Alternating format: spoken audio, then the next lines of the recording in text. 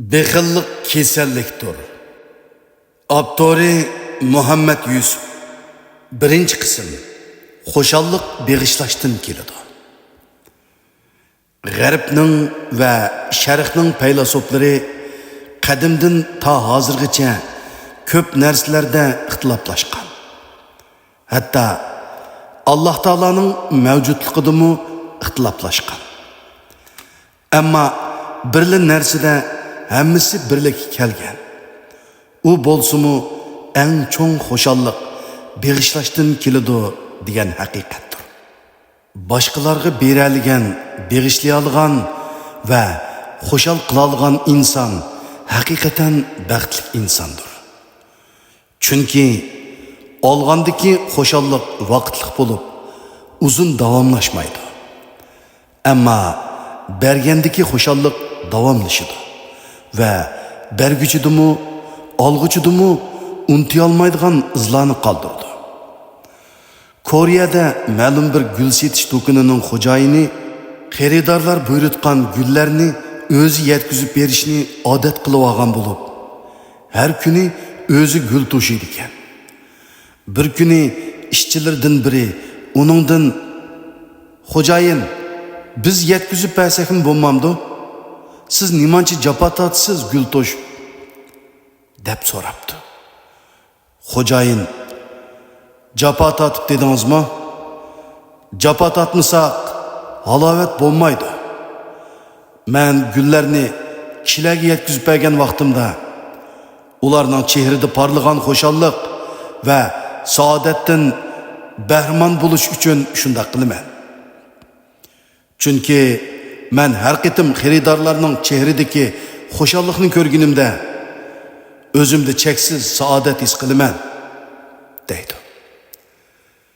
Bir boy xo'shallik izlab hammani qilib boqadi. Dunyoni sayohat qiladi. Haramga boradi. Yo'qsullarga yordam tarqatadi. Musofirlarni mehmon qiladi. Hatto ahliga kelgan yaxshiliklarning hammasini qilib boqadi. Ammo o'zida xo'shallik yoki ozroqmi saodat his qila olmaydi.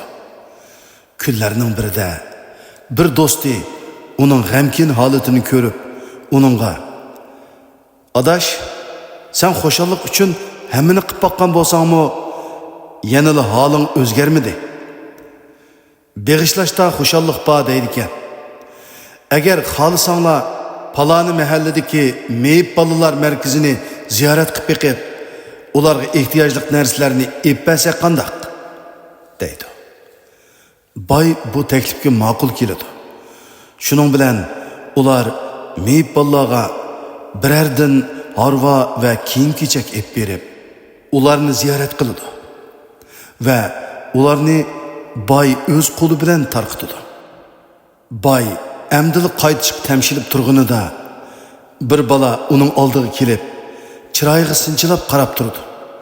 Boy, "Balam, bira hojiting bormidi?" deb so'raganda bola, "Yo'q, efendim. Bizning hojatlarimizni siz ravo qildingiz. Qiyomat kuni Rabbimga sizning bizga yordam qilganligingizni deyman. Shunga sizni obdanroq to'nib olay degan edim" deydi.